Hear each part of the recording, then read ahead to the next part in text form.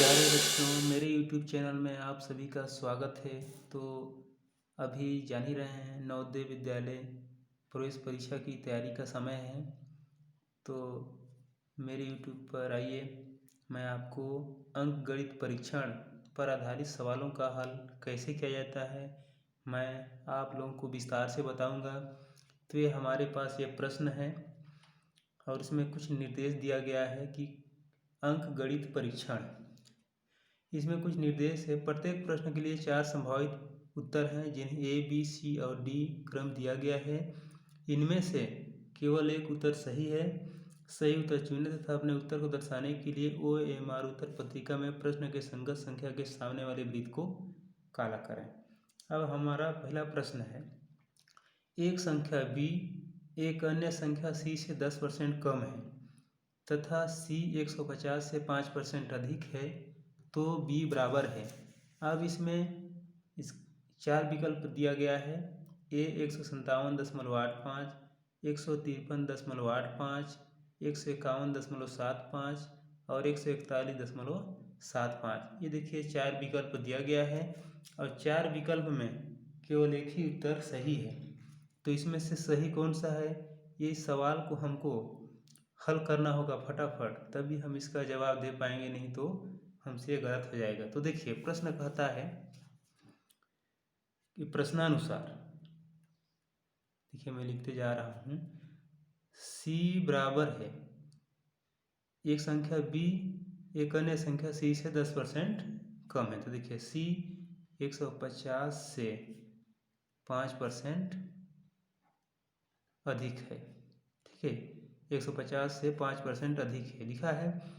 अब देखिए इसको हम लिखेंगे 150 धन ये 150 और दूसरा 150 से 5% अधिक है 150 गुणा ये 5% मैंने 100 हो गया। तो इसको हल करेंगे 150 धन इसका ऊपर से गुणा कर देंगे 750 बटे 100। तो अब इसको जब जोड़ेंगे तो 150 धन इसको भाग दे देंगे तो यहाँ से कट जाएगा, 7.5 आएगा तो बराबर 157.5 हो गया। अब यहाँ पर कहता है देखिए कि B बराबर C से 10% कम कहता है। देखिए यहाँ पर लिखा है B C से 10% कम है, तो उसी को मैं यहाँ पर लिखा हूँ। तो यहाँ पर देखिए 157.5 और 157.5 गुणा ये 10% मैंने 10% कम है कहता है, तो 10 बटे 100। अब अगला है 157.5 ऋण, अब इसका गुणा कर देंगे ऊपर से ऊपर तो हो जाएगा 1575 हट जाएगा बटे हो जाएगा ये 100। तो अब अगला इसमें आएगा 1575.5 ऋण 15 इसको भाग दे देंगे तो यह हो जाएगा 15.75। इसमें काटेंगे इसको तो इतना आएगा, तो उसी को यहाँ पर लिखूँगा 15.75 बराबर, जब इसको हम यहाँ पर घटाएंगे फटाफट तो 141.75 आएगा इसका उत्तर। तो देखिए इसमें कौन इसका उत्तर सही है, तो देखिए इसका उत्तर डी है 141.75, ये इसका सही उत्तर है। अब अगला प्रश्न है देखिए 45, 60 तथा 75 के महत्तम समावर्तक HCF तथा लघुत्तम समावर्तक LCM का योगफल है। अब इसमें 4 विकल्प दिया गया है 960, 330, 915 और 630। तो इसमें कौन सा इसका उत्तर होगा। अब देखिए इसमें से हमको इस सवाल को हल करना होगा। अब इस सवाल को हल करने के लिए आपके प्रश्न पत्र पर नीचे साइड कच्चे कार्य के लिए जगह और पीछे तरफ ही दिया रहेगा रफ कार्य, तो उसमें आप फटाफट जोड़ घटा गुणा भाग कर सकते हैं। अब देखिए इसका ये एलसीएम का योगफल और HCF माने महत्तम समावर्तक का योगफल पूछता है, तो फटाफट हम इसमें देखिए 45, 60 और 75 का फटाफट हम इसका महत्तम शॉर्ट निकालेंगे। 15 तियाँ 45, 5 तियाँ 15।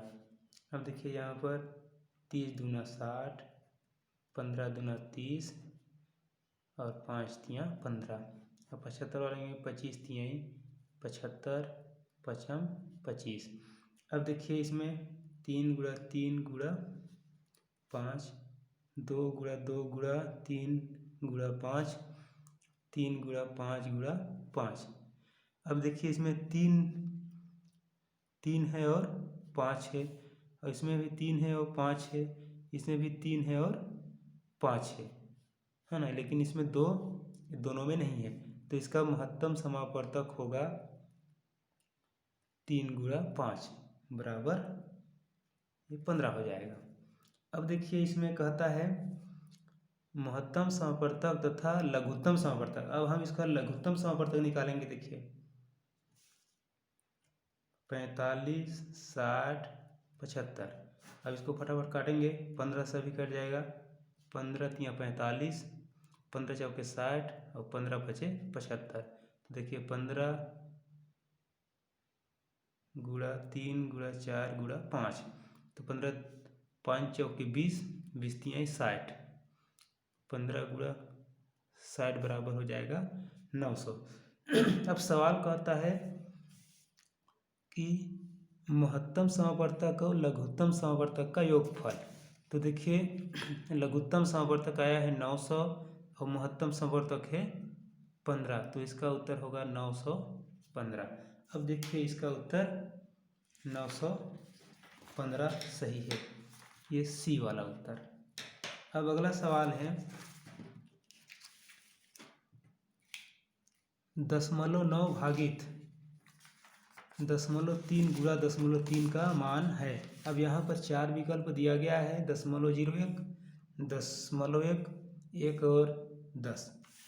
अब इसका ये उत्तर कैसे सही होगा इसको हम देखते हैं। अब देखिए 0.9 भागित 0.3 गुणा 0.3। अब इसको हम फटाफट गुणा कर लेंगे। 0.9 यहाँ पर भाग का चिन्ह है, और इसको जब गुणा करेंगे तो इसका उत्तर आ जाएगा 0.09 हो जाएगा इसका गुणा। तो बराबर 0.9 और यहाँ पर भाग है, इसको कोष्टक को हटा देंगे, 0.09 हो जाएगा। अब आगे देखिए, तो इसको जब हम हटाएंगे तो 0.9 है,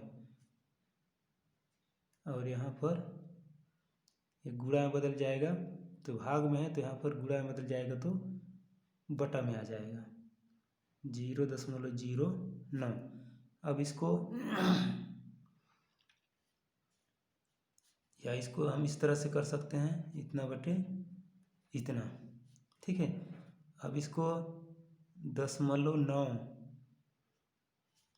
अब गुणा, तो 0.09 बट्टे 1 है, तो हो जाएगा 1/0.09 और ये बटे 1 हो जाएगा। तो बराबर अब यहाँ से दशमलव हटेगा तो 9 बटे ये हो जाएगा 10, और जब यहाँ से दशमलव हटेगा तो 9 बटे ये हो जाएगा 100। तो बराबर हो गया 900 बटे 10 9 90। तो 90 कम 90, 90 दहम 900, बराबर इसका उत्तर आया 10। तो देखिए इसका उत्तर ये डी वाला 10 होगा। अब अगला सवाल है, देखिए 6 अंकों की बड़ी से बड़ी संख्या तथा 5 अंकों की बड़ी से बड़ी संख्या का अंतर क्या है। अब देखिए 6 अंकों की बड़ा संख्या, तो हम यहाँ पर लिखेंगे 6 अंकों की बड़ी संख्या, एक अंक का बड़ा संख्या 9 है, तो इसलिए हम लिखेंगे 6 अंक की बड़ी संख्या 1 2 3 4 5, ये 6 अंक का बड़ा संख्या हो गया। अब कहता है 5 अंक की बड़ी से बड़ी संख्या का अंतर, 1 2 3 4 अभी 5, ये 5 अंक का बड़ा हो गया। अब इसमें अंतर पूछता है। अब अंतर देखिए, इसको हम घटा देंगे तो 9 में 9 गया 0, 9 में 9 गया 0, 9 में 9 गया 0, 9 में 9 गया 0, 9 में 9 गया 0। अब यहाँ पर बचा 9। तो देखिए इसका सही उत्तर होगा 9 और पूरे 0 वाला। तो इसका ये उत्तर डी होगा। ठीक है, अब अगला देखिए, यहाँ पर कहता है 7 अंक की बड़ी से बड़ी संख्या तथा 4 अंक की छोटी से छोटी संख्या में कितना अंतर है। तो सबसे पहले हम यहाँ पर लिखेंगे 7 अंक की बड़ी से बड़ी संख्या, तो 1 2 3 4 5 6 7, 7 अंक की बड़ी से बड़ी संख्या, और 4 अंक की छोटी से छोटी संख्या, तो 1 2 3 4 हो गया 4 अंक की छोटी छोटी संख्या।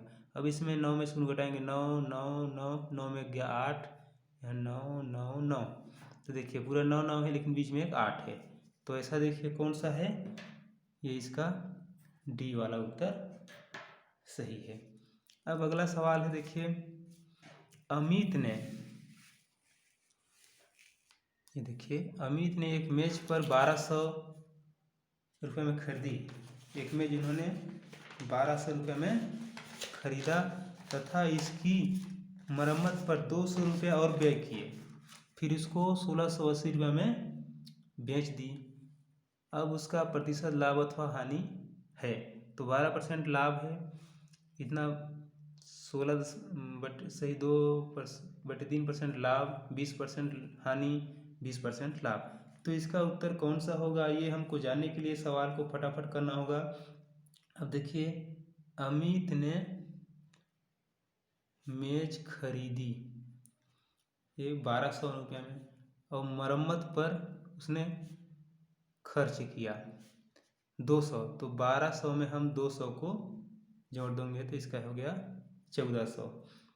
ठीक है, अब कहता है 200 व्यय किया, फिर उसको 1600 रुपये में बेच दी, है ना। कितने बेच दिया, 1600 में 1680 में बेच दिया। ठीक है, जब 1680 में बेच दिया और 1400 में खरीदा था, तो इनको 280 का लाभ हो गया। अब इस 280 मिला है, उसको हमको प्रतिशत में बताना है। तो देखिए यहाँ पर लिखेंगे प्रतिशत लाभ बराबर, इसका सूत्र हमको लगाना होगा। तो ये है सूत्र, इसका लाभ बटे लागत मूल्य गुणा 100। ठीक है, अब देखिए इसका लाभ है 280 रुपया और लागत मूल्य है इसका 1400, और इसको प्रतिशत का सूत्र लगा देंगे। तो यहाँ पर 2 शून्य काट दिए, यहाँ भी 2 शून्य, और 14 दूना 28, और ये 0 को 0 लगा देंगे तो बराबर ये 20% हो जाएगा। तो इसका सही उत्तर है डी वाला, ये 20%। अब अगला देखिए, इसमें लिखता है 140.75 गुणा 0.01 बराबर है, वो उसका कौन सा होना चाहिए। तो देखिए ये कहता है 140.75 गुणा 0.01। जब हम इसको गुणा करेंगे तो आपको सीधे सीधे गुणा कर लेना है, और गुणा करने का दशमलव पहले नहीं लगाएंगे, गुणा कर दीजिए, फिर 14075 ये गुणा करने पर आएगा। अब गुणा में देखिए दशमलव के बाद अंक जोड़कर लगाते हैं दशमलव। तो गुणा के बाद देखिए एक ही अंक है, इसको जब जोड़ेंगे तो एक ही अंक होगा, तो हम यहाँ पर एक दशमलव लगाएंगे, तो इसका उत्तर 1.0475 होगा। देखिए इसका ये कौन सा है, इसका उत्तर है सी वाला। अब अगला सवाल है, पक्षियों के एक झुंड के 1/4 पक्षी नदी के किनारे पर हैं तथा झुंड के 1/5 भाग के पक्षी अपने घोंसले पर हैं। बाकी बच्चे 22 पक्षी भोजन की तलाश में घूम रहे हैं। घोंसले में कितने पक्षी हैं। तो देखिए कहता है माना पक्षियों की संख्या x है, पक्षियों की संख्या x है। ठीक है, यहाँ पर लिखेंगे माना पक्षियों की संख्या x है। अब प्रश्न के अनुसार कहता है झुंड के 1/4 पक्षी, 1/4 माने x/4 और नदी के किनारे पर तथा झुंड के 1/5 भाग, 1/5 मतलब x/5 भाग ये अपने घोंसले में है तथा 22 पक्षी भोजन की तलाश में घूम रहे हैं। 22 पक्षी भोजन की तलाश में घूम रहे हैं और हमको x ये ज्ञात करना है। तो देखिए इसको लघुत्तम सामर्थ्य लेंगे, फटाफट वो करेंगे और इसका 20 में 4 को भाग देंगे तो बचेगा 5, 5 का गुणा x करेंगे तो 5x धन 5 का 20 से भाग देंगे तो 4 बचेगा, यहाँ 4x हो जाएगा, फिर धन 22 बराबर x हो जाएगा। अब देखिए 5x और ये यहाँ पर 4x है तो 5x और 4x जोड़ेंगे तो हो जाएगा 9x बटे 20 धन 22 बराबर x।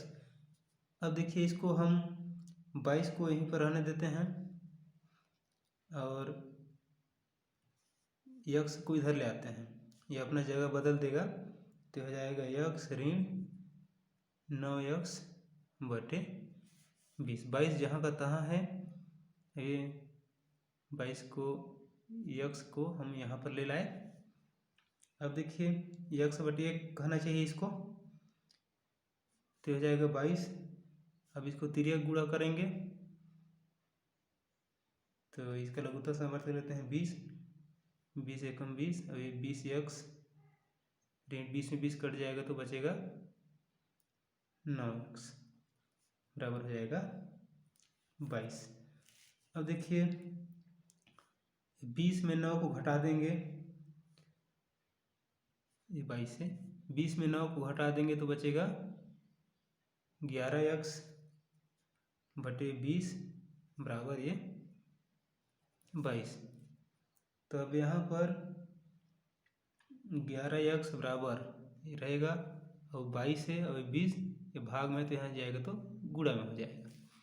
अब तो x बराबर 22 गुणा 20 बटे 11 तो 11 एकम 11, 11 दूना 22 बराबर हो जाएगा 40। मतलब ये कहता है 40 पक्षी अभी भी घोंसले में हैं।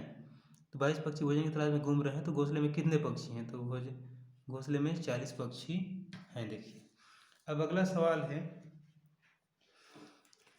कितने वर्षों में 12% की राशि 5% की साधारण ब्याज की दर से 1800 रुपया हो जाएगी। अब इसका विकल्प है 10, 20, 15 और 25। अब देखिए 49 ये सवाल लिखा हुआ है कितने वर्षों में 12% की राशि। तो देखिए ये मूलधन है इसका 12%, दर है मूल 1200 है, दर 5% है और मिश्र धन ये 1800, ये इतना हो जाएगा है और हमको समय ज्ञात करना है। ठीक है, तो यहाँ पर साधारण ब्याज का हम सूत्र लगाएंगे,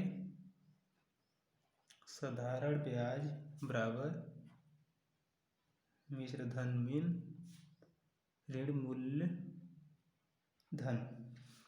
तो ये साधारण ब्याज का सूत्र लगाएंगे। यहाँ पर साधारण ब्याज का सूत्र होता है मूलधन गुणा दर गुणा समय बटे 100 बराबर मिश्र धन है 1800 और मूलधन है इसका 1200। तो देखिए मूलधन 1200 गुणा दर 5% और समय ज्ञात करना है। अब ये 100 तो 1800 में 1200 घटा देंगे तो बचेगा 600। अब देखिए ये 1200 गुणा 5 गुणा समय बराबर 600, यहाँ भाग में है तो यहाँ आ जाएगा गुणा में हो जाएगा। अब देखिए अब हम यहाँ पर समय को रहने देते हैं तो 600 गुणा 100 तो है ही और यहाँ पर 1200 बटे 5, 1200 गुणा 5 है, इसको यहाँ पर गुणा में यहाँ भाग में आ जाएगा 1200 गुणा 5। ठीक है, तो 2 शून्य यहाँ से काट दिए, 2 शून्य यहाँ से काट सकते हैं तो 12 एकम 12, 12 पंचे 60, तो एक शून्य और ज़्यादा है इसलिए न हो जाएगा। तो 50/5, 5 एकम 5, 5 दहम 50 बराबर आएगा 10। या सीधे सीधे इसका पूरा गुणा कर लेंगे, 6000/600 आ जाएगा, तो भी इसका उत्तर 10 आएगा। तो इसका उत्तर देखिए होगा ए, 10 आएगा इसका उत्तर। अब देखिए एक और सवाल है, 8 मीटर लंबी और 6 मीटर ऊंची तथा 22.5 सेंटीमीटर मोटी एक दीवार बनाने हेतु कितने ईंटें चाहिए। यदि एक ईंट का माप 25 सेंटीमीटर है और गुणा 11.25 सेंटीमीटर गुणा 6 सेंटीमीटर है, तो इसका उत्तर विकल्प में दिया है 640 ईंटें, 1380 ईंटें, 6400 ईंटें और 7600। तो इसमें क्या इसका उत्तर होना चाहिए। तो आइए हम इसको हल करके देखते हैं। अब यहाँ पर प्रश्न कहता है 8 मीटर लंबी और 6 मीटर ऊंची। तो देखिए दीवार की लंबाई दिया है, ये 8 मीटर मतलब 800 सेंटीमीटर पढ़ेंगे इसको, और चौड़ाई दिया है दीवार का 6 मीटर, तो अब इसको पढ़ेंगे 600 सेंटीमीटर। और दीवार की ऊंचाई है 22.5 सेंटीमीटर। अब एक ईंट का आयतन, उसका आयतन दिया है, लंबाई चौड़ाई ऊंचाई जो भी होता है सबको, ये 22 गुणा 11.25 गुणा 6 घन सेंटीमीटर। अब यहाँ पर कहता है दीवार में लगी ईंटों की संख्या हमको जानना है, कितने ईंटें चाहिए। तो यहाँ पर लिखेंगे दीवार में लगी ईंट, तो बराबर लिखेंगे दीवार का आयतन और एक ईंट का आयतन। तब देखिए अब दीवार का आयतन ये 800 और लंबाई चौड़ाई ऊंचाई सब कुछ दे दिया है, 800 गुणा 600 गुणा 22.5 ये सब कुछ दे दिया है। अब एक ईंट का आयतन देखिए यहाँ पर दिया हुआ है 22 गुणा 11.25 गुणा 6, ये होगा सब घन सेंटीमीटर आएगा, ये सब घन सेंटीमीटर में आएंगे। अब इसको हम पूरा गुणा घटाव कर लेंगे, फटाफट आप कर सकते हैं दशमलव को हटा के जैसे भी। तो जब उसको गुणा करेंगे तो ये आ जाएगा इतना, और फिर 16, 8, 7, 5। जब इसको हम भाग दे देंगे तो ये आ जाएगा 6400। तो इसका उत्तर होगा 6400, ये ए वाला। तो इस तरह से नवोदय में गणित के अंक गणित परीक्षण का सरलता से सवालों को हल किया जा सकता है। तो हमारा वीडियो बहुत ज़्यादा लंबा हो जाएगा, इसलिए बस अभी इतना ही इस वीडियो में, शेष नेक्स्ट वीडियो पर बताऊंगा। तब के लिए आपसे विदा लेते हैं, बाय बाय।